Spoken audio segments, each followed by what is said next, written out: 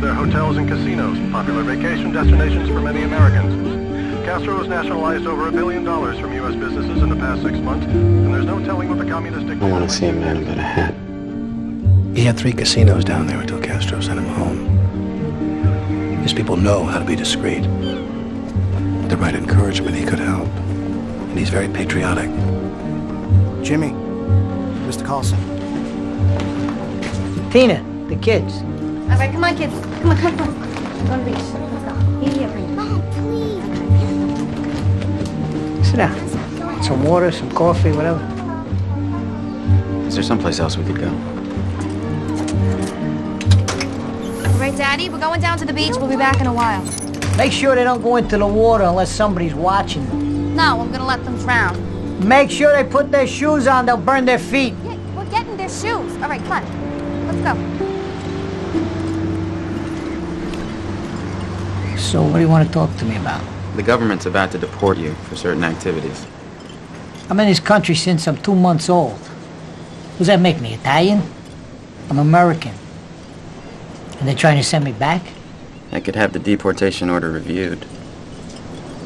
Have you classified as highly sensitive for national security? I could take the government off your back if you can help us. Usually the guys that scare me. You're the people that make big wars. No, we make sure the wars are small ones, Mr. Palm. Let me ask you something. We Italians, we got our families and we got the church. The Irish, they have the homeland. The Jews, their tradition. What about you people, Mr. Carlson? What do you have? The United States of America. The rest of you are just visiting.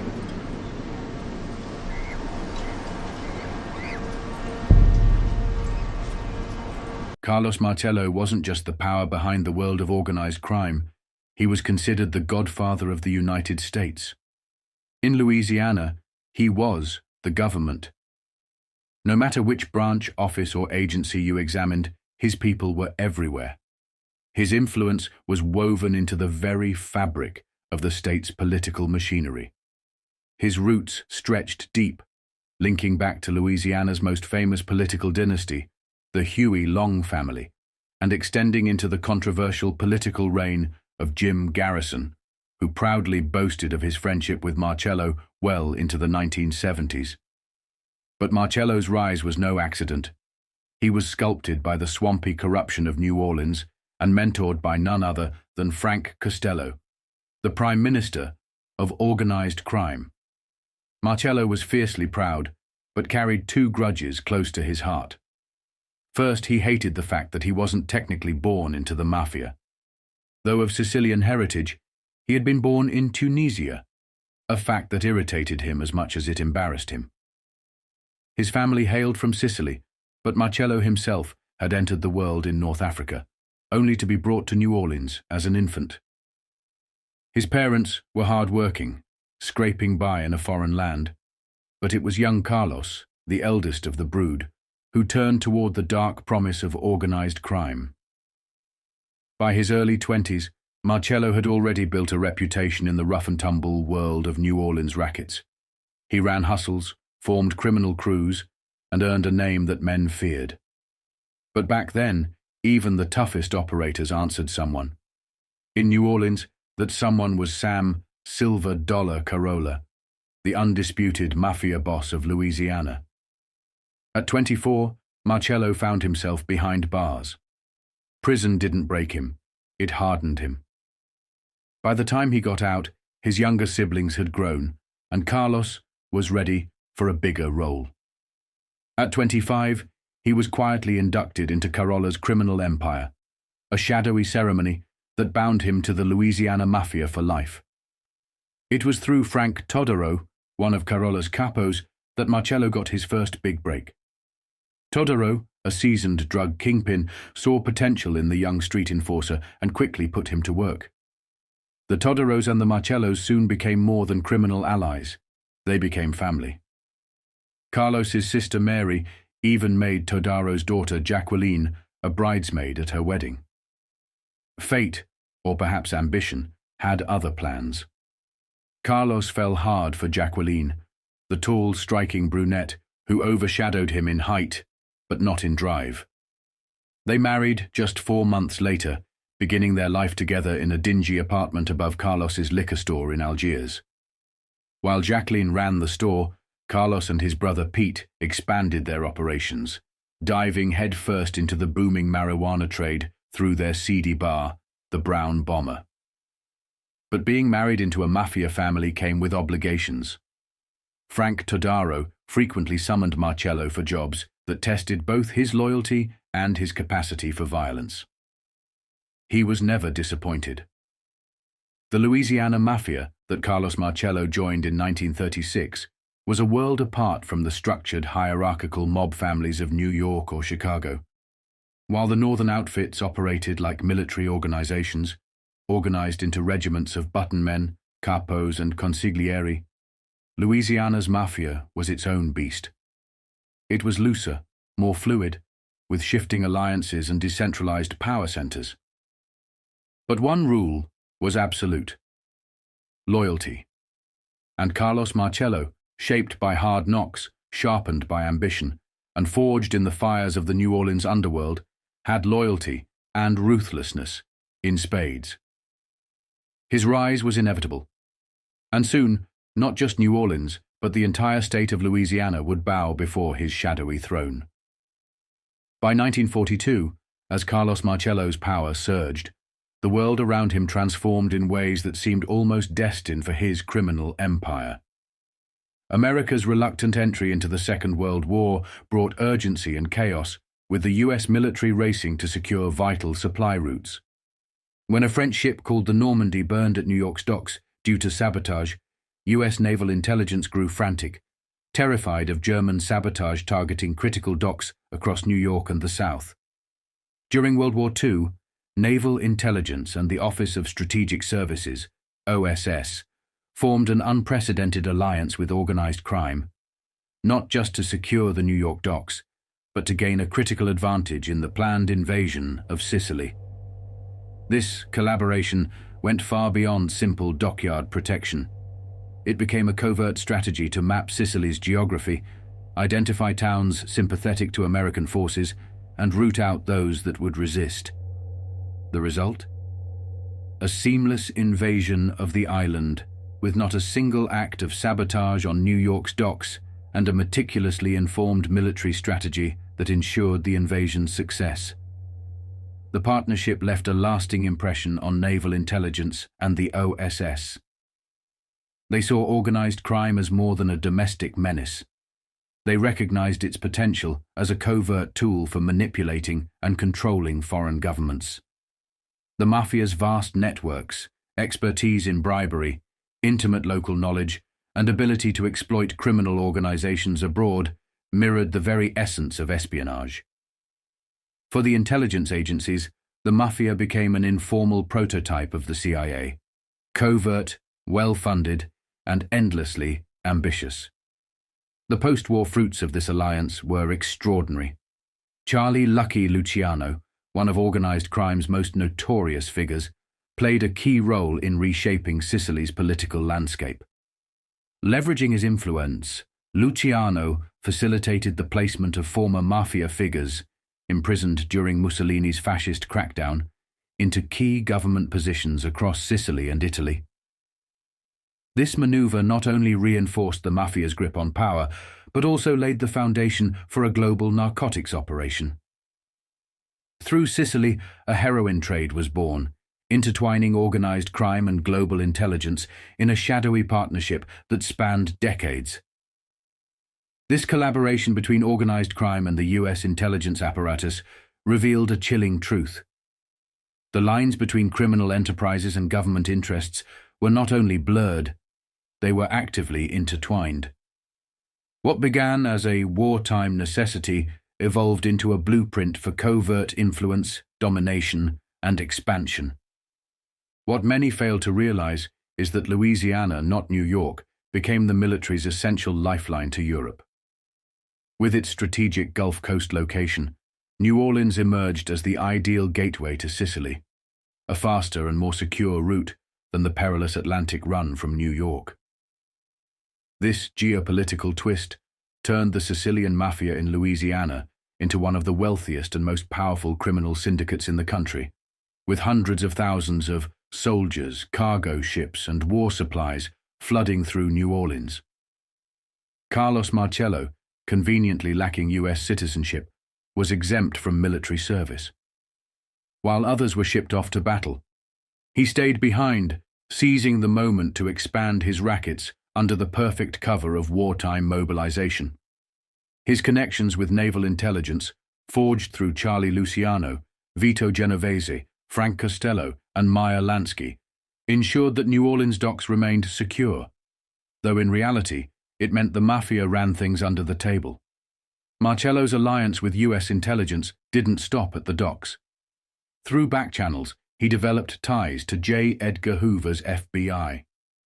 Hoover, paranoid about Nazi sympathizers and subversive movements, saw an unlikely ally in organized crime. Hoover's FBI turned a blind eye to Louisiana's Mafia operations in exchange for help monitoring suspected Nazi collaborators, civil rights groups, and communist agitators. Louisiana wasn't viewed as a criminal hub like New York or Chicago. In Hoover's mind, it was a sweaty, mosquito-infested outpost where he sent disgraced agents as punishment. But Hoover miscalculated.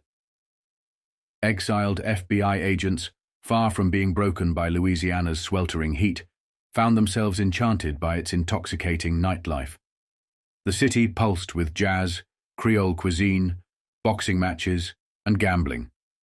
A more seductive scene than anything Havana or Las Vegas could offer at the time. Some of these banished agents, including Guy Bannister, traded in their badges or integrity for Mafia paychecks, quietly embedding themselves into Marcello's growing empire. The tentacles of this criminal intelligence alliance stretched even further. CIA operatives, desperate for help against communism, forged dark partnerships with figures like David Ferry, a pilot and covert asset connected to Marcello. Ferry trained Cuban exiles for the Bay of Pigs invasion, while smuggling weapons through Louisiana, a secret operation entangled with Mafia dealings. And then there was Lee Harvey Oswald, the mysterious drifter whose path crossed with Marcello's network in ways the history books have only hinted at. Throughout the 1950s, these alliances remained classified secrets, hidden under layers of government denial. But when Robert F. Kennedy declared war on organized crime in the early 1960s, he had no idea he was charging headfirst into a labyrinth far more complex than he could have imagined. He wasn't just battling Mafia families. He was challenging an intelligence apparatus intertwined with organized crime on a global scale. The CIA, locked in a covert struggle with Soviet influence, relied heavily on its Mafia contacts, not just in Cuba, but across Europe. The agency worked with the Italian Mafia and the French Corsican underworld, using their smuggling routes and muscle to eliminate political enemies and disrupt communist-aligned labor movements in France. Ironically, in 1961, when RFK's Narcotics Bureau raided a heroin ring in New York, they traced its origins back to the same French Corsican Mafia and Italian syndicates covertly supported by the CIA. By taking on organized crime, Kennedy was unwittingly challenging the very infrastructure that helped the US wage its Cold War battles. What he failed to realize was that the CIA itself had become a sprawling criminal enterprise, an unaccountable entity with its own agenda, more powerful than the US government it claimed to serve.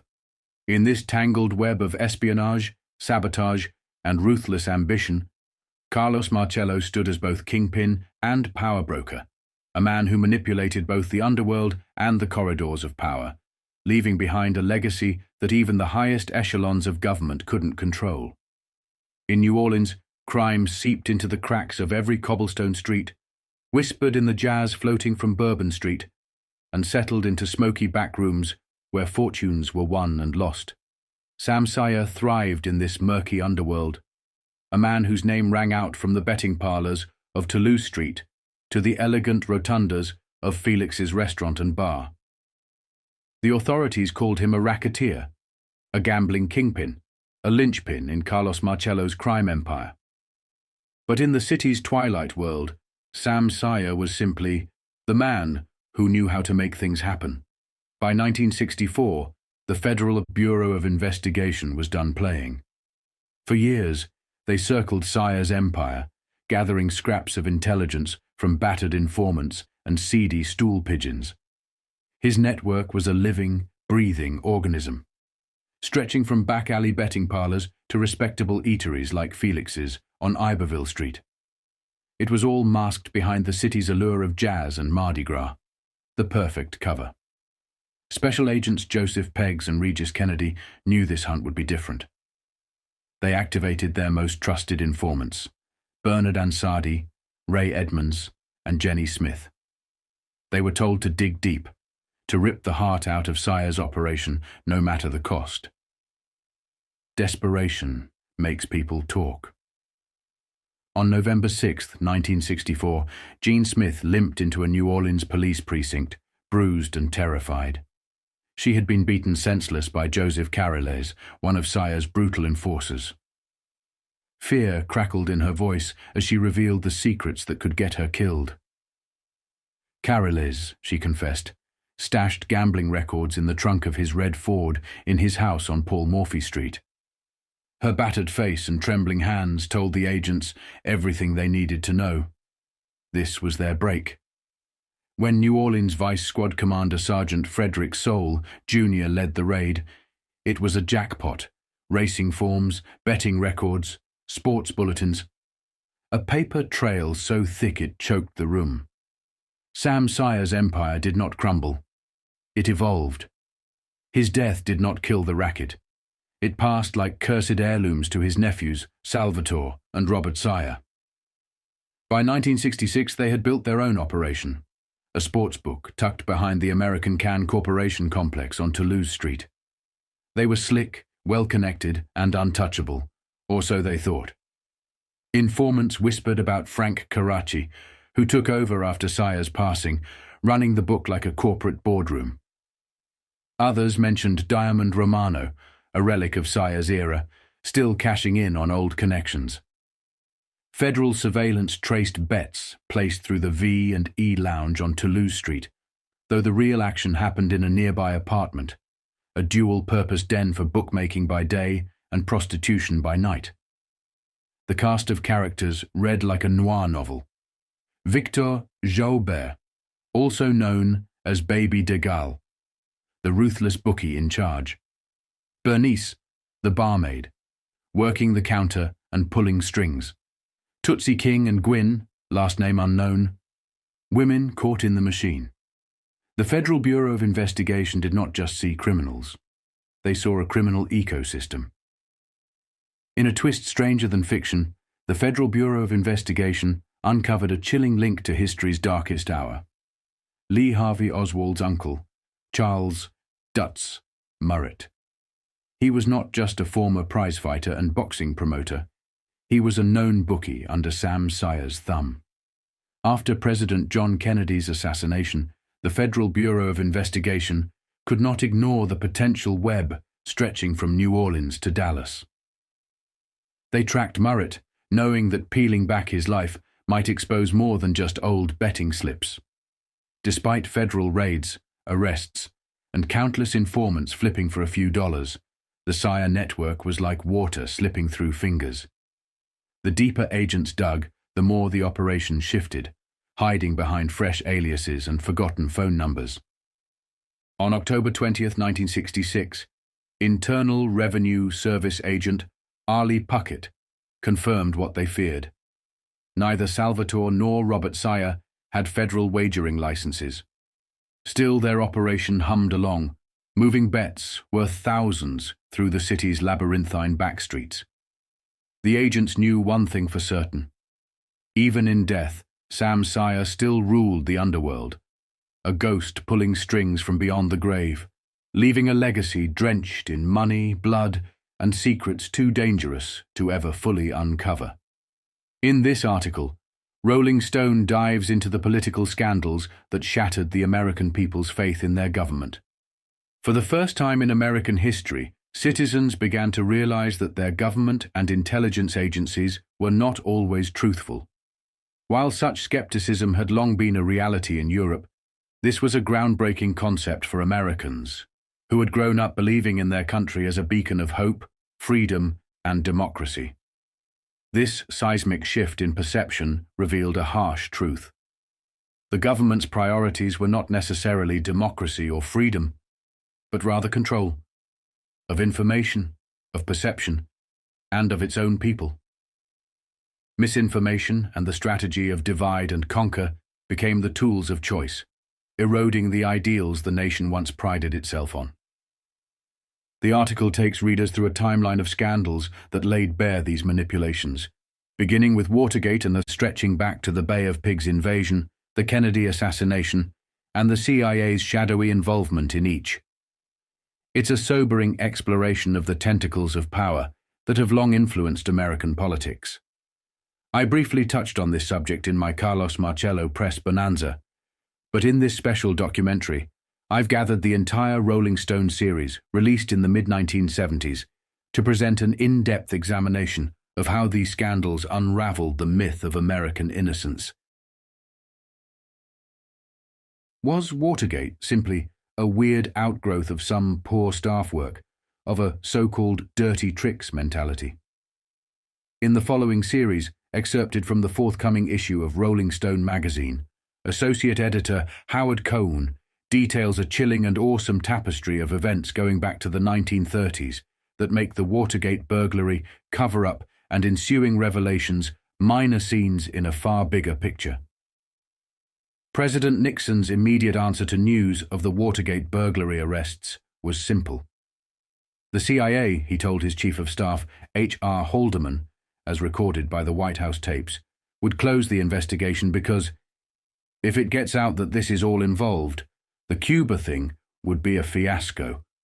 It would make the CIA look bad and is likely to blow the whole Bay of Pigs thing. Watergate, the Bay of Pigs, indeed a change of government in the Bahamas, and a paint company going into real estate and gambling, were all woven together, all rooted in a World War II alliance. The year was 1942. The US had just entered the war. The Department of War was worried that Nazi saboteurs were infiltrating the docks and shipyards along the East Coast. Already the Normandy, being converted to a troopship, had burned and sunk in her Manhattan berth.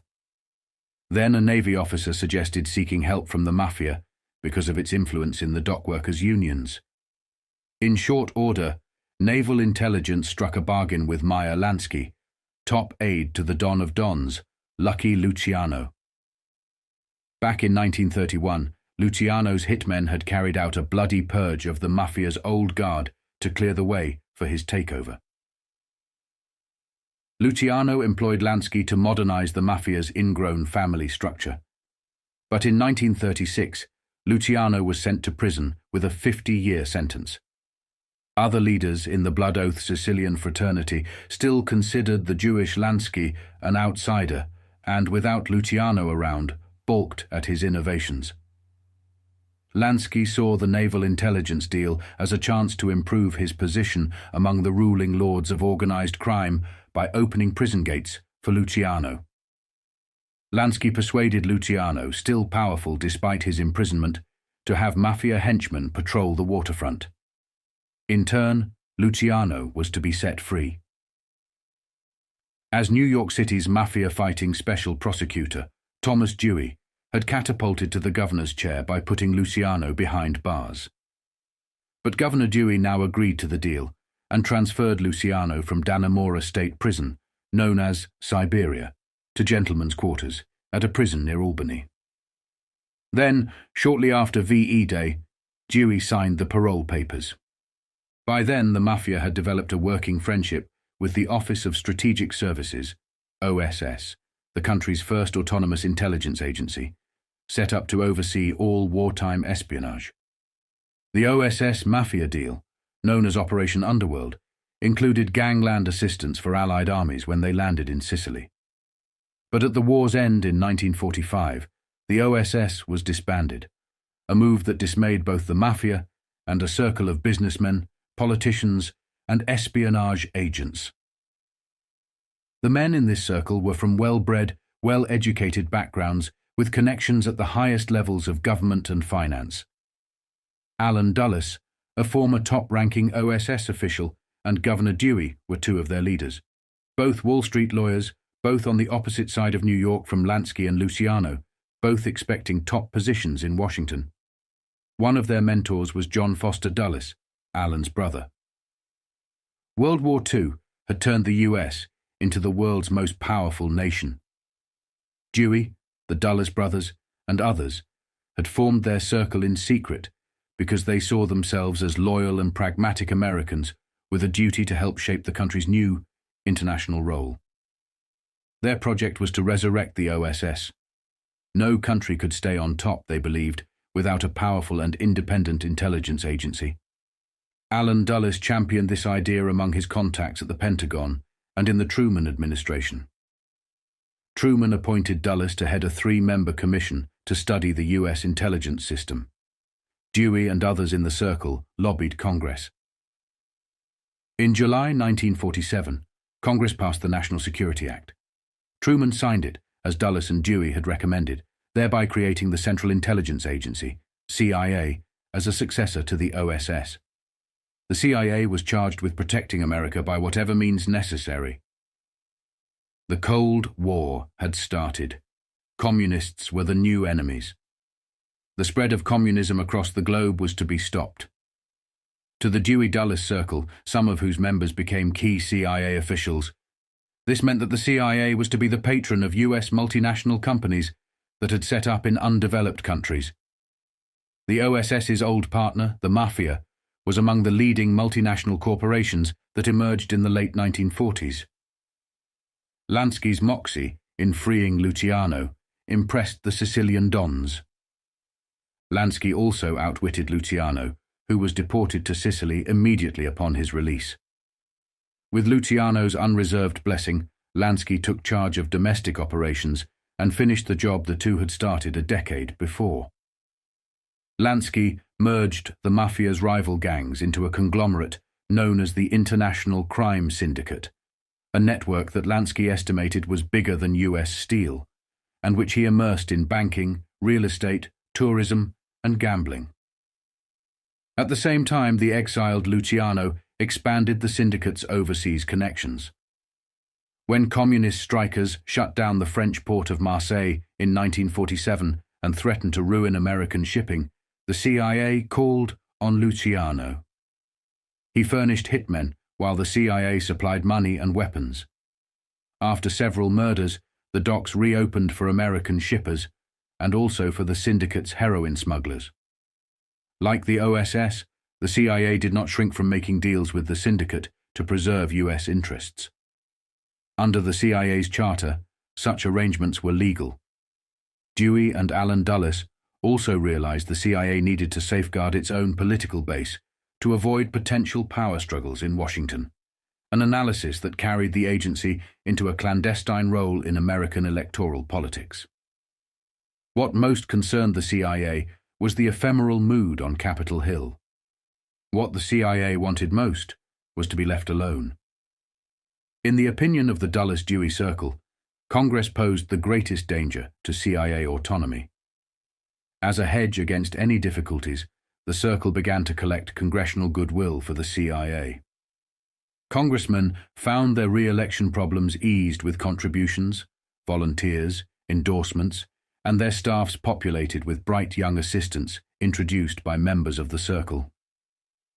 Most favors went to young congressmen with promising futures, politicians who might someday be Capitol Hill leaders and White House aspirants. Richard Nixon, a member of the House of Representatives, was one recipient. In 1947, Dewey had recruited Nixon's vote to help establish the CIA. Dewey liked Nixon's amoral pragmatism and his fierce anti-communism. So, in 1948, when Dewey saw a chance to embarrass Truman, to bolster the House Un-American Activities Committee, which Truman wanted to abolish, and to boost Nixon's career without publicly involving himself, he leaked secret CIA information on Alger Hiss to Nixon. The Hiss case gave Nixon a national reputation. In 1950, he ran for the Senate against the popular Helen Douglas, calling her the Pink Lady. According to CIA sources, most of the information used by the Nixon campaign to label Douglas a communist came from secret CIA files. He won easily. In 1952, after only 6 years in politics, Richard Nixon became vice president. His nomination was shepherded through by Dewey. Having abandoned his own presidential ambitions, Dewey threw his support to Dwight Eisenhower. Then, at Dewey's request, Eisenhower picked Nixon as his running mate. Immediately after the election, Allen Dulles was promoted to the CIA directorship, and his brother was named Secretary of State. With Nixon as vice president and Dulles as CIA director, the Justice Department in 1953 decided not to prosecute Lansky, even though the IRS Intelligence Division found he was evading taxes. And in 1957, the Justice Department failed to follow through on an attempt by immigration authorities to deport him. Throughout the 1950s, the careers of Richard Nixon, Meyer Lansky, and Allen Dulles prospered. But then the affairs of a little island in the Caribbean changed that, and inextricably bound the fortunes of the CIA, the Syndicate, and the White House. Lansky first visited Cuba in the fall of 1933 and befriended Fulgencio Batista, an ex-army sergeant who had just ordained himself dictator. With Batista's sanction, Lansky opened several new casinos, the genesis of the Mafia's international gambling network. With World War II, the tourists stopped coming. Lansky shut down the Cuban gambling spas, and Batista encountered political turmoil. To stay in power, Batista had to make concessions that extended communist influence. U.S. corporations feared their Cuban investments might be nationalized. So, in 1944, naval intelligence asked Lansky to pressure Batista into holding elections to keep out the communists. Lansky, a staunch anti-communist, prevailed upon the dictator. Elections were held, a pro-American candidate won, and Batista left Cuba for 8 years of exile in southern Florida. During this period on Capitol Hill, freshman Nixon was befriended by fellow Congressman George Smathers, a Miami playboy, and began socializing with southern Florida's fastbuck entrepreneurs. Among them were Richard Danner, a former FBI agent, and Charles Bebe Rebozo. In March 1952, Batista returned from exile and resurrected his Cuban dictatorship in a bloodless coup set up by Lansky's $250,000 bribe to the elected president for his abdication. 1 month after Batista's return to power, Danner took Nixon on a tour of the Havana casinos. Under the new Batista regime, Lansky rejuvenated gambling in Cuba. He persuaded the other syndicate leaders to invest heavily in a new concept, the hotel casino. In a few years, the syndicate's hotel casinos in Havana were earning an estimated annual profit of $100 million. Meanwhile, by the mid-50s, Howard Hughes, sole owner of the country's largest privately held corporation, was also deeply enmeshed in the dynamics of money and politics.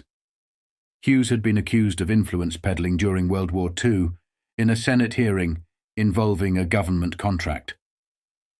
He considered himself a patriot and felt he had been unfairly singled out for practices standard to most defense firms. Hughes began hiring ex-CIA employees as top administrators and eventually became the country's leading CIA contractor, a position that shielded him from federal prosecution and Senate hearings. Like the CIA and Lansky, Hughes also understood quid pro quo and electoral politics. In early 1956, according to a former Hughes aide, the tycoon furnished Nixon with a secret $100,000 to help the vice president fight a dump Nixon move by fellow Republican Harold Stassen. Then, in December 1956, Hughes loaned $205,000 to Nixon's brother Donald for a hamburger restaurant. The loan was never repaid.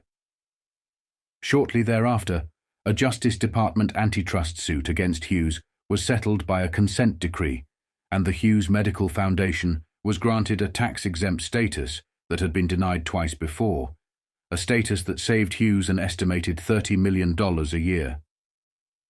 During the next decade, Hughes's interests continued to merge with Nixon, the CIA, and eventually with the syndicate. In 1958, a bearded ex-lawyer descended from Cuba's Sierra Maestra Mountains with a Yankee go-home revolution. Lansky's lieutenants smuggled in arms to help Batista, but Castro seized Havana on New Year's Day 1959, and Batista and Lansky fled Cuba the same day. At CIA headquarters in Langley, Veta, the agency began hatching plans to retake Cuba, partly to protect U.S. investments, partly to stop the spread of communism, and partly because of the loss of the casinos. Lansky had masterminded a system that allowed the syndicate to skim winnings, evade taxes, and launder illicit funds at the gaming tables. The CIA, according to agency sources, had been using the same system to hide its payments to the underworld figures it sometimes employed.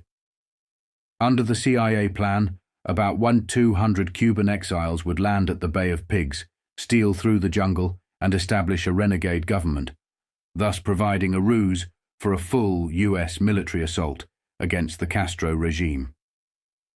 E. Howard Hunt, the CIA agent who recruited Cuban exiles for the invasion, later reported that Nixon was the Bay of Pigs' secret action officer at the White House. As the invasion neared, work began on a plot to demoralize Castro's forces by killing their leader. The CIA eventually tried several times to murder Castro. It enlisted the help of Robert Maheu, an ex-FBI agent who had worked for the CIA under a special retainer since 1954. Maheu, authorized to pay $150,000 for the hit, called on John Roselli, Sam Giancana, and Santo Trafficante, all members of the syndicate's ruling elite. President Johnson later discovered that "We're operating a damn murder incorporated in the Caribbean." The assassination attempts failed, but they were not the only setback in the plan to retake Cuba. Richard Nixon had been defeated in the 1960 presidential race, a turn that seemed to imperil the entire scheme. The CIA now had to obtain John Kennedy's support. President Kennedy was presented the Bay of Pigs plan as a fait accompli. On April 17, 1961, 3 months after he took office, the CIA army stormed the beach at the Bay of Pigs, only to be quickly routed by Castro's forces. CIA officials told Kennedy that Air Force bombers would have to provide air cover for the CIA soldiers. Kennedy refused.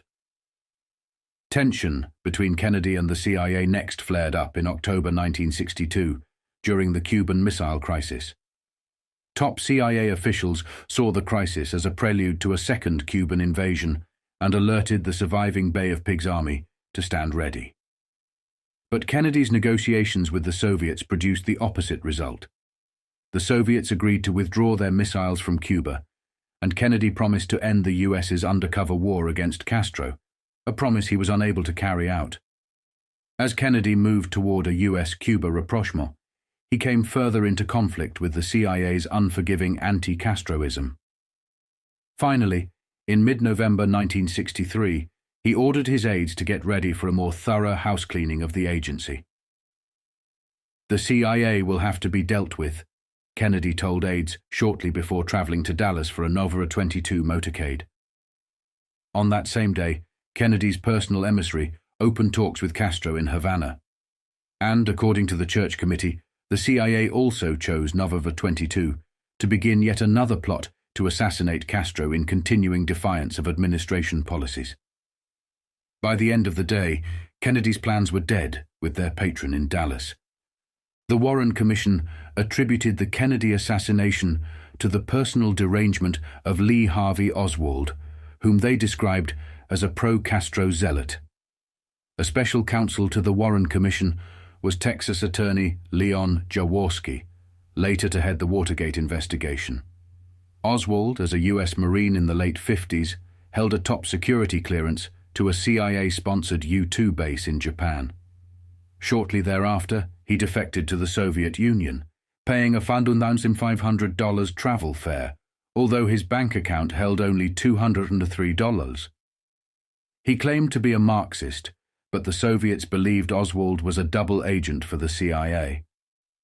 After 2 years, Oswald returned to the US and, despite his prior admissions of treason, was handed back his citizenship papers. In the summer of 1963, Oswald surfaced in New Orleans as the organizer of a pro-Castro group with himself as its only member. He distributed pro-Castro leaflets, picked fights with anti-Castroites, and seemed to seek newspaper and TV coverage. Oswald's pro-Castro leaflets were stamped with the address of a building used by the anti-Castro Cuban Revolutionary Council, a CIA front group set up by Howard Hunt during the Bay of Pigs operation. During this period, Oswald was seen conferring with David Ferrie, who had worked for both the CIA and the syndicate. The CIA had used Ferrie during the Bay of Pigs preparations to train pilots, and again in 1962 as an instructor in an anti-Castro camp outside New Orleans. At the same time, Ferrie was serving as a pilot and legal investigator for Carlos Marcello, a syndicate leader in New Orleans. In late summer 1963, Ferrie called a Chicago phone number listed in the name of a young woman who, on the day before Kennedy's death, arrived in Dallas in the company of a man who met twice that night with Dallas nightclub owner Jack Ruby.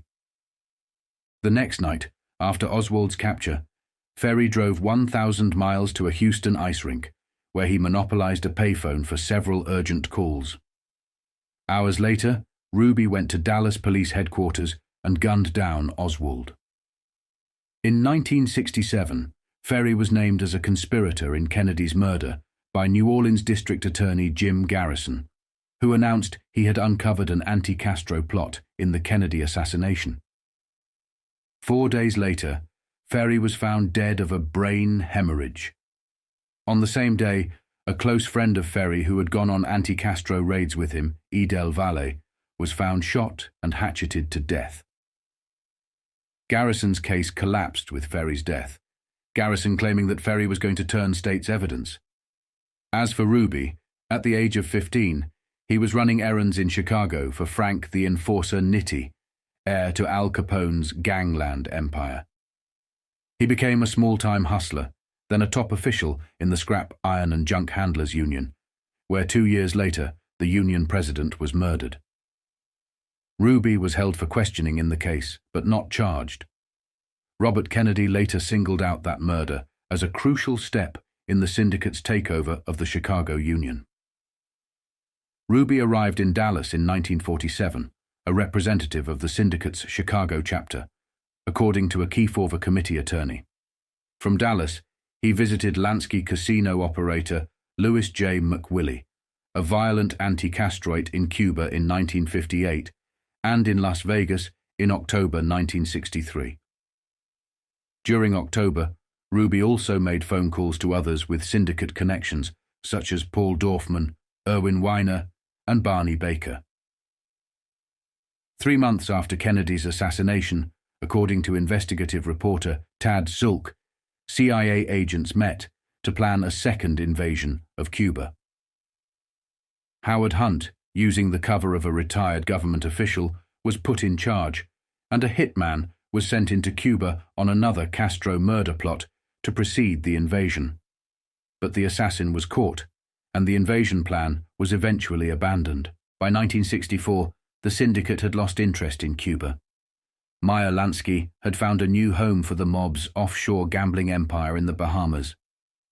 The Bahamas held some of the same attractions as Cuba: an easy plane trip from the mainland, hide-and-seek tax laws, and the warm assurance of benign weather. The political power in the Bahamas was Sir Stafford Sands, Minister of Finance and Tourism, and boss of the Bay Street Boys. Lansky offered Sands $2 million in return for a certificate of exemption, a piece of legal documentation needed to operate a casino in the Bahamas. Sands, according to his own testimony, instead took $1,800,000 in legal fees, and the syndicate got the certificate. The casinos opened in 1964 to the attendant buzz of the international jet set. But Sir Stafford's arrangement with the syndicate became so blatant it angered local Bahamians. Cuba had proved the danger of betting everything on a man who no longer enjoyed popular support, so Lansky pulled another slick maneuver. He engineered his own revolution against Sir Stafford by having an aide become a secret informant and leak certain information about the syndicate's deal with Sands. The resulting scandal brought in a new, untainted government headed by Lyndon Oscar Pindling. However, the Pindling campaign was financed by thousands of dollars from Lansky. To complete the house cleaning, Lansky's frontmen were removed and replaced by the Mary Carter Paint Company.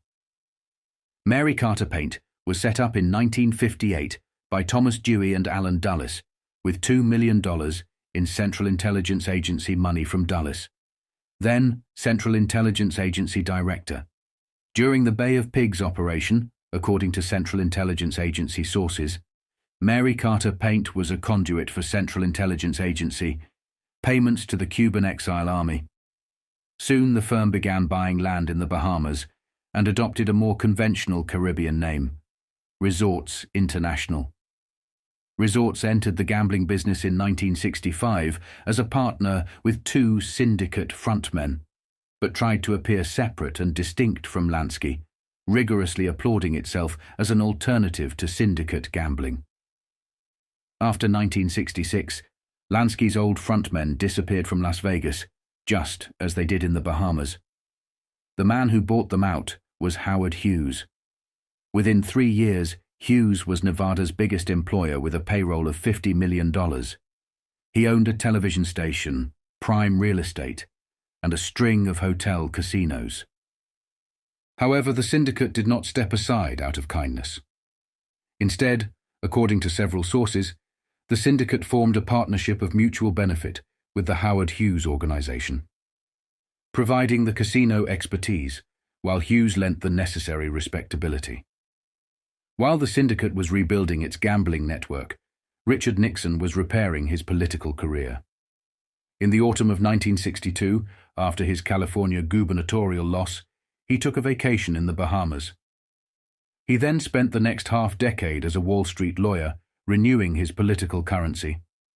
In January 1968, he returned to the Bahamas as a presidential candidate and honored guest at the opening of a new Resorts International casino.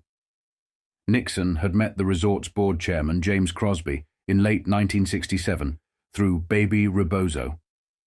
Crosby kept an account at Rebozo's Key Biscayne Bank. Watergate investigators subsequently suspected that the bank's major function was to facilitate a financial skim from resorts. Although they did not prove that the bank was laundering money for resorts, they did learn that Crosby had donated $100,000 to Nixon just before the 1968 New Hampshire primary, the pivotal moment in Nixon's political comeback. According to the Senate Watergate Committee, Rebozo did serve Nixon as a courier and launderer of money kept in a secret White House cache, shuttling these unattached funds through various bank accounts and then distributing them to indulge Nixon. By 1968, Howard Hughes was close to becoming the world's richest man, and Robert Mayhew was ensconced as Hughes's chargé d'affaires on a $520,000 annual retainer. In the spring of 1968, Hughes instructed Mayhew, "I want you to go see Richard Nixon as my special confidential emissary. I feel there is a really valid possibility of a Republican victory this year. If that could be realized under our sponsorship and supervision every inch of the way, then we would be ready to follow with former Nevada Governor Paul Laxalt as our next candidate." In December 1968, after Nixon's election, Mayhew took $50,000 in $100 bills to Palm Springs, drove to the house where Nixon was staying, and sent a consort inside. Apparently, it was Hughes' intention that the money be delivered to Nixon personally, a risky procedure at which Nixon balked. Mayhew took the $50,000 back to Las Vegas, and shortly thereafter, Bebe Rebozo sought out Richard Danner, the former Federal Bureau of Investigation agent who, 20 years earlier, had introduced Nixon to Rebozo. Rebozo discussed a donation. Danner took the message to Mayhew, who agreed to send $50,000 to Nixon through Rebozo. At the time, Hughes had at least 4 favors in mind. His struggling helicopter division faced the loss of its major market if the Vietnam War ended. Hughes told Mayhew in early 1969 he should get to our friends in Washington to see what could be done about keeping the war in Vietnam going. He also wanted a halt to the Atomic Energy Commission's nuclear testing beneath the Nevada desert. These tests were subsequently moved to Amchitka Island off the coast of Alaska. He needed White House approval before he could take over Air West Airlines.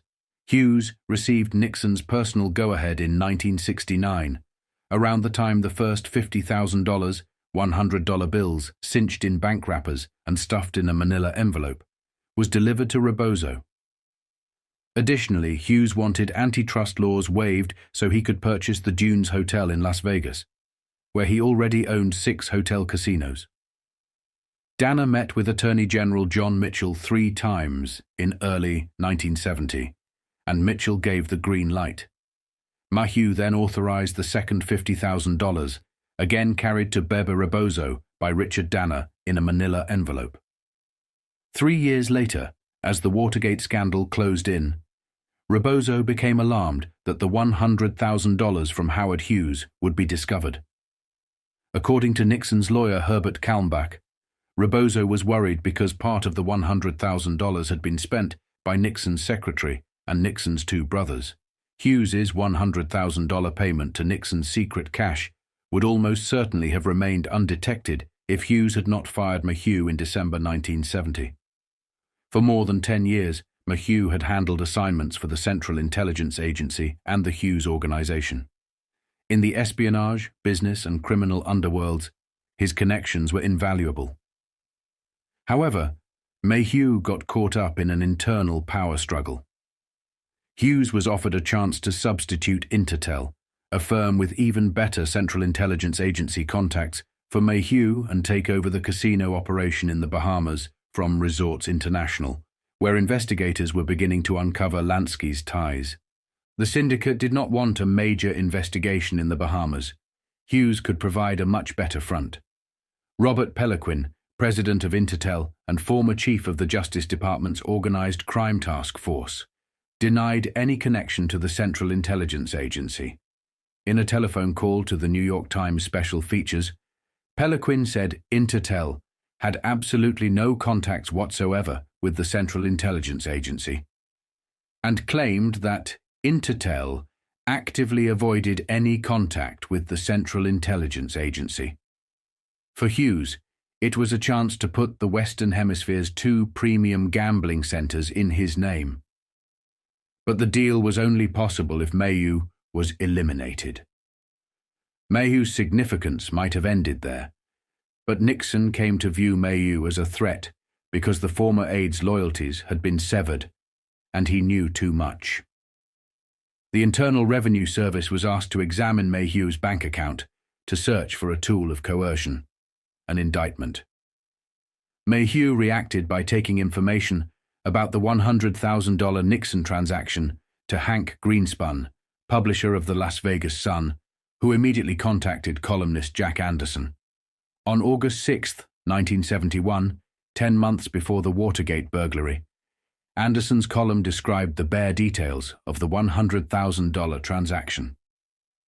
On September the 26th, 1971, Greenspun confronted Nixon advisor Herb Klein and warned that the $100,000 payment could sink Nixon. In October, Greenspun was visited by Kalmbach, Nixon's lawyer, asking about his knowledge of the $100,000 payment.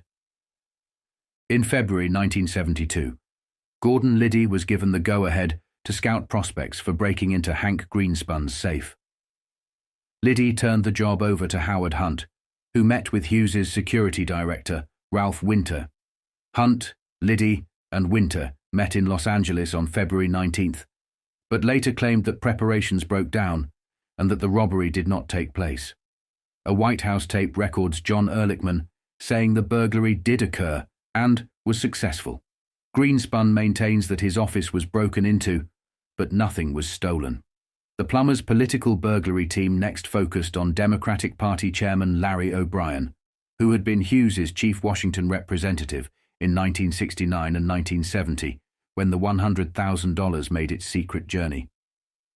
O'Brien had been hired by Mayhew, but was dismissed when Mayhew was fired. If Mayhew had evidence about the $100,000, so might O'Brien. According to Senate testimony, Attorney General John Mitchell authorized a second burglary, the break-in at O'Brien's office at the Democratic National Committee headquarters in the Watergate office building. All the burglars were veterans of the Bay of Pigs operation. Now, all were employed by the White House Plumbers Unit, once again under the leadership of Howard Hunt. When Hunt, who claimed to have retired from the Central Intelligence Agency in 1970, began working with the Plumbers on a freelance basis, he was employed at the Mullen Agency, a public relations firm owned by Robert Bennett. Bennett, a friend of both Chuck Colson and Hunt, was asked by Colson to loan Hunt to the White House.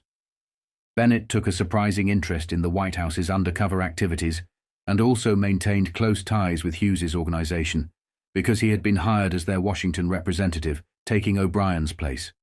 Nixon's men apparently did not know about Robert Bennett's other connections. He was also a Central Intelligence Agency operative. The arrest of the Watergate burglars placed the Central Intelligence Agency in an awkward position. The men behind bars had clear ties to the Central Intelligence Agency. Even more embarrassing was the agency's careless outfitting of the Plumbers with official Central Intelligence Agency equipment. Most of the documentation that could have linked the Central Intelligence Agency to the Plumbers was destroyed soon after the burglary. James McCord's papers were burned, and Director Richard Helms disposed of all his taped Watergate conversations. However, when investigative reporters discovered that Hunt's confiscated paraphernalia included Central Intelligence Agency gadgetry, media suspicion about the agency's involvement in the burglary exploded into headlines. Reporters began pestering Hunt and the other Plumbers with increasingly pointed questions. The burglars managed to maintain professional silence. Then Bennett began holding private meetings with some of the media's most influential journalists. These journalists gradually framed the burglary as the work of delusional anti-Castro partisans, or, at worst, a bizarre instance of political mischief. They began to accept Bennett's assurances that the Central Intelligence Agency was not involved. According to a Central Intelligence Agency memo, Bennett also established a backdoor entry to the law firm representing the Democratic Party in its civil suit against the Plumbers. He used this access to steer the investigation away from the Central Intelligence Agency. Two young Washington Post reporters, Bob Woodward and Carl Bernstein, continued pursuing the Watergate story. Their relentless investigation began to unnerve the Central Intelligence Agency.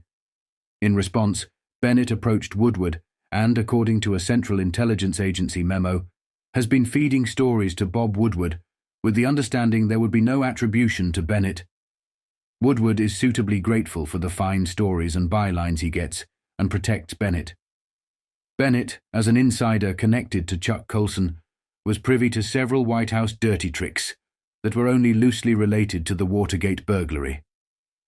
He passed along information about these dirty tricks to Woodward. According to a former Central Intelligence Agency operative familiar with Bennett and the agency's infiltration of the White House, Bennett was acting on orders from Central Intelligence Agency higher-ups when he spoke to Woodward. Bennett, who still maintained access to the White House, relayed everything he learned about the cover-up to Woodward, according to the former operative. Eventually, the operative claimed that Bennett assumed the code name Deep Throat and became the pivotal source driving the Washington Post's Watergate investigation. Bennett also took care to shield the Hughes organization from Washington Post scrutiny. Woodward and Bernstein never discovered the Hughes White House plan to burglarize Hank Greenspun's safe. Other Central Intelligence Agency loyalists, Frank Sturgis and James McCord, joined Robert Bennett in unraveling Richard Nixon's ill-fated cover-up while shielding the Central Intelligence Agency from scrutiny.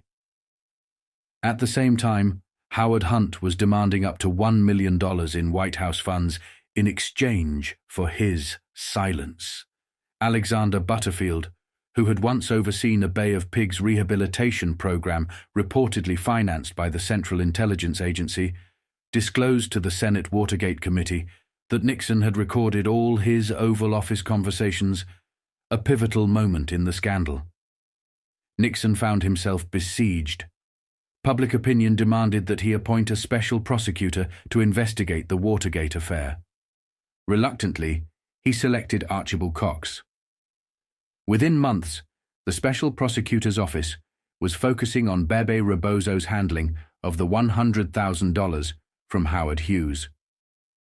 Nixon sent word to Cox through Attorney General Elliot Richardson to back off. When Cox refused, Nixon fired him in what became known as the Saturday Night Massacre, an event that irreversibly drained the president's public support. Nixon then faced mounting pressure from the new special prosecutor, Leon Jaworski. A decade earlier, Jaworski had been special counsel to the Warren Commission and a director of a private foundation that laundered funds for the Central Intelligence Agency. Despite these past associations, Jaworski's special prosecutor's office found no illegalities involving the Hughes organization or the Central Intelligence Agency. However, the investigation did lead to the indictment of H.R. Haldeman, John Ehrlichman, John Mitchell, and several others for their roles in the White House cover-up. The special prosecutor also secured a landmark Supreme Court decision that compelled the White House to release the crucial tape recordings, providing incontrovertible evidence that Nixon had ordered the cover-up. Faced with certain impeachment, Nixon resigned from the presidency.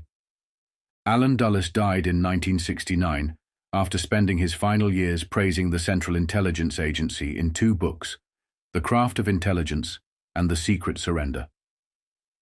Thomas Dewey passed away in 1971, his age and declining health having prevented him from accepting the position of Chief Justice of the Supreme Court, offered by President Richard Nixon in 1969. Bebe Rebozo escaped indictment in the Watergate case, despite substantial circumstantial evidence of tax evasion and accepting bribes. George Smathers, now retired from the Senate, is prospering in Florida. Their longtime associate, Richard Danner, continues to work for the Hughes organization. Howard Hughes died at the age of 70 on April 5, 1976, from kidney disease. At the time of his death, Hughes was earning $1,700,000 daily from United States government contracts, with 80% awarded without competitive bidding. 32 of these contracts came from the Central Intelligence Agency, the highest number held by any single contractor. Due to Robert Bennett's Central Intelligence Agency cover being exposed by the Watergate scandal, he shut down the Mullen Agency. He now serves as a vice president and Central Intelligence Agency liaison for the Hughes organization. After 3 decades, the Central Intelligence Agency's relationship with the syndicate has remained unchanged. When several syndicate members were tried in New York in 1971 for taking union kickbacks, the head of the local Central Intelligence Agency bureau appeared in court as a character witness for the gangsters. Deportation proceedings against John Roselli were dropped in 1969 at the request of the Central Intelligence Agency. The agency faced slight embarrassment in 1975 when the Senate Central Intelligence Agency Committee uncovered the agency's alliance with the syndicate in the Castro assassination conspiracy. The scandal contributed to William Colby being ousted as Central Intelligence Agency Director. John Roselli and Robert Mayhew testified before the Church Committee regarding their roles in the Castro plot, but only confirmed details already known to Senate investigators. They refrained from elaborating on the full extent of the Central Intelligence Agency syndicate entanglement. Sam Giancana, however, never got the chance to testify. On June 19, 1975, the night before his scheduled Senate committee appearance, he was assassinated in his Chicago mansion while having a late-night snack, struck by 7.22 caliber bullets. A few months earlier, Richard Kane, Giancana's henchman, who helped the Central Intelligence Agency recruit its Bay of Pigs army, was executed in a Chicago restaurant. Another syndicate figure, Jimmy Hoffa, was kidnapped and presumed killed on July 30th, 1975, in Detroit. The Watergate investigation ultimately dissipated without full disclosure. Nixon, now exiled to San Clemente, never explained why he believed Watergate would make the Central Intelligence Agency look bad and blow the whole Bay of Pigs thing. Nixon aide Chuck Colson, speaking privately in 1974 to an investigator, described Nixon's fear of Hughes and the Central Intelligence Agency. "The President and I talked about it one Sunday for about an hour and a half. I have seen Central Intelligence Agency files. I know what's in them. I can't prove there was a conspiracy to bring down Nixon, but I would say that was the practical consequence of what they did. The excesses of the Nixon administration were pretty bad. But what these guys are doing, one doesn't justify the other. What these guys are doing is worse. The frightening thing is that there is nobody controlling the Central Intelligence Agency. I mean, nobody. I'll tell you one thing that scares me the most. They're all over the place. Almost everywhere you turn, they've got their tentacles." 10 months before the Watergate burglary, on August 6th, Jack Anderson's column described the bare details of the $100,000 transaction. On September 26, 1971, Hank Greenspun confronted President Nixon's advisor, Herb Klein, and warned that the $100,000 payment could sink Nixon. In October, Greenspun was visited by Herbert Kalmbach, Nixon's lawyer, who inquired about his knowledge of the $100,000. In February 1972, Gordon Liddy was given permission to scout prospects for breaking into Greenspun's safe. Liddy assigned the task to Howard Hunt, who met with Howard Hughes's security director, Ralph Winter. Hunt, Liddy, and Winter met in Los Angeles on February 19th, but later claimed that preparations broke down and the robbery never took place. A White House tape records John Ehrlichman stating that the burglary occurred and was successful, although Greenspun maintains that while his office was broken into, nothing was stolen. The plumbers next focused on Democratic Party chairman Larry O'Brien, who had been Hughes's chief Washington representative in 1969 and 1970 when the $100,000 payment was made. O'Brien had been hired by Robert Maher, but was dismissed along with Maher. If Maher had evidence of the $100,000 transaction, so might O'Brien. According to Senate testimony, John Mitchell authorized a second burglary, the break-in at O'Brien's office at the Democratic National Headquarters in the Watergate office building. All the burglars were veterans of the Bay of Pigs operation. Now all were employed by the White House Plumbers Unit, once again led by Howard Hunt. When Hunt, who claimed to have retired from the Central Intelligence Agency in 1970, began working with the plumbers, on a freelance basis, he was employed at the Mullen Agency, a public relations firm owned by Robert Bennett. Bennett, a Mormon and friend of both Charles Colson and Hunt, was asked by Colson to loan Hunt to the White House. Bennett took a surprising interest in the White House's undercover activities and also maintained close ties with Hughes' organization after being hired as its Washington representative, replacing Larry O'Brien. Mr. Nixon's men apparently did not know about Robert Bennett's other connections. He was also a Central Intelligence Agency operative. The arrest of the Watergate burglars placed the Central Intelligence Agency in an awkward position. The men behind bars had undeniable Central Intelligence Agency backgrounds. Even more embarrassing was the agency's careless outfitting of the plumbers with official Central Intelligence Agency equipment. Most of the documentation that could have linked the Central Intelligence Agency to the plumbers was destroyed soon after the burglary. James McCord's papers were burned, and Richard Helms disposed of all his taped Watergate conversations. However, when investigative reporters discovered that Hunt's confiscated paraphernalia included Central Intelligence Agency gadgetry, Media suspicion about the agency's role in the burglary exploded into headlines. Reporters began pestering Hunt and the other plumbers with unsettling questions. The burglars managed to maintain professional silence. Then Bennett began holding private meetings with some of the media's most influential journalists. These journalists gradually portrayed the burglary as the work of delusional anti-Castro partisans, or at worst, as some undefined political mischief. They began to accept Bennett's assurances that the Central Intelligence Agency was not involved. According to a Central Intelligence Agency memo, Bennett also established a backdoor entry to the law firm representing the Democratic Party in a civil suit against the plumbers. He used this access to steer the investigation away from the Central Intelligence Agency. Two young Washington Post reporters, Bob Woodward and Carl Bernstein, continued pursuing the Watergate story.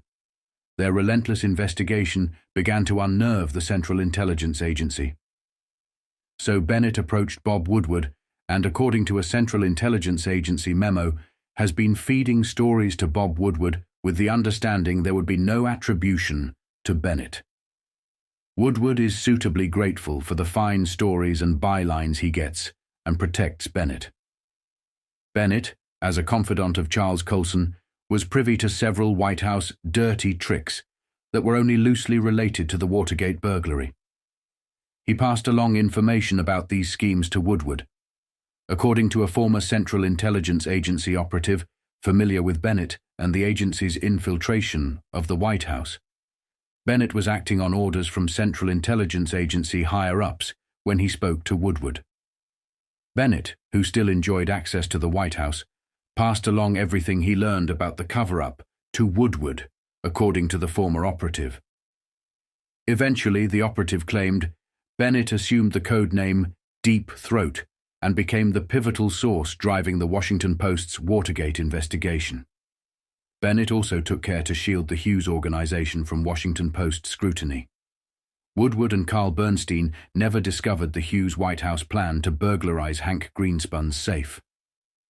Other Central Intelligence Agency loyalists, Frank Sturgis and James McCord, joined Bennett in unraveling President Nixon's doomed cover-up while protecting the Central Intelligence Agency. At the same time, Howard Hunt was demanding up to $1 million in White House funds in exchange for his silence. Public opinion demanded that he appoint a special prosecutor to investigate the Watergate affair. Reluctantly, he selected Archibald Cox. Within months, the special prosecutor's office was focusing on Baby Rebozo's handling of the $100,000 from Howard Hughes.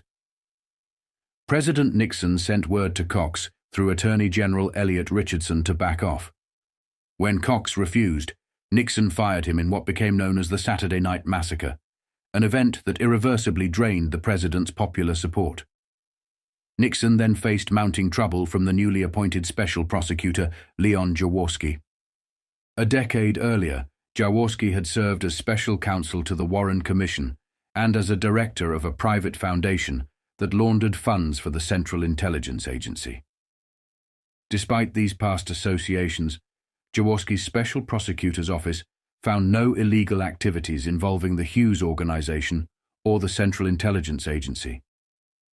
However, the investigation did result in the indictment of H.R. Bob Haldeman, John Ehrlichman, John Mitchell, and several others for their roles in the White House cover-up.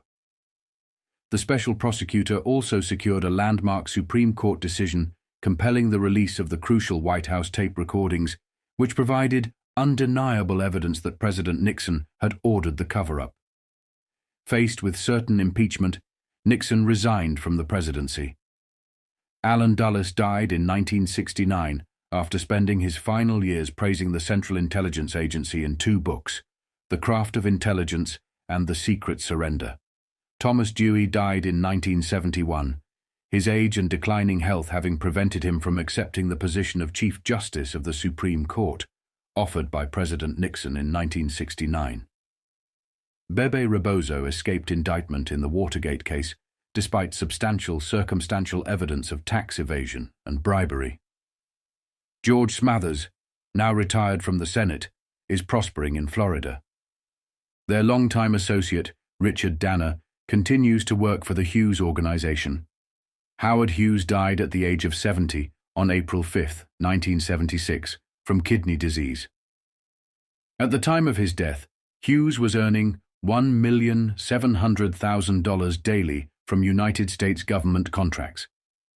80% of those contracts had been awarded without competitive bidding. 32 of the contracts came from the Central Intelligence Agency, the highest number held by any single contractor. Due to Robert Bennett's Central Intelligence Agency cover being exposed by the Watergate scandal, he shut down the Mullen Agency. He now serves as a Vice President and Central Intelligence Agency liaison for the Hughes organization. Meyer Lansky now lives undisturbed in Miami Beach. At the age of 72, he spends his time walking his dog and visiting old friends. In December 1974, the New York Times published a little-noticed story about Lansky, stating that the federal government had, in effect, abandoned the effort begun by the Kennedys to put Lansky behind bars. After 3 decades, the Central Intelligence Agency's relationship with the syndicate remains unchanged. When several syndicate members went on trial in New York in 1971 for taking union kickbacks, the head of the local Central Intelligence Agency bureau appeared in court as a character witness for the gangsters. Deportation proceedings against John Roselli were dropped in 1969 at the request of the Central Intelligence Agency.